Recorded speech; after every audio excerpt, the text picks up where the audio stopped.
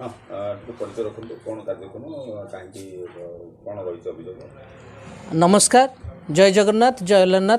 मु युधिष्ठिर बारिक, आम आदमी पार्टी ब्रह्मगिरी ब्लॉक सभापति। बड़ दुखर कथा, आमर जो दाबी थिला ब्रह्मगिरी की एनएसी घोषणा करने ओडिशार प्रिय मुख्यमंत्री नवीन पट्टनायक 34टा जगह को एनएसी डिक्लेयर कले, किंतु पुरी जिलार जो दाबी थिला सत्यवादी, गोप एवं ब्रह्मगिरी आमर 3टा कौथर को सामिल कले ना। आम अनुरोध करुचु ब्रह्मगिरी आम आदमी पार्टी तरफ जे नवीन पट्टनायक सार को एवं 5T अध्यक्ष पांड्यान सार को जे ब्रह्मगिरी को यही जो 34टा एनएसी डिक्लेयर करा जाइछि आउ सामिल करा जाओ।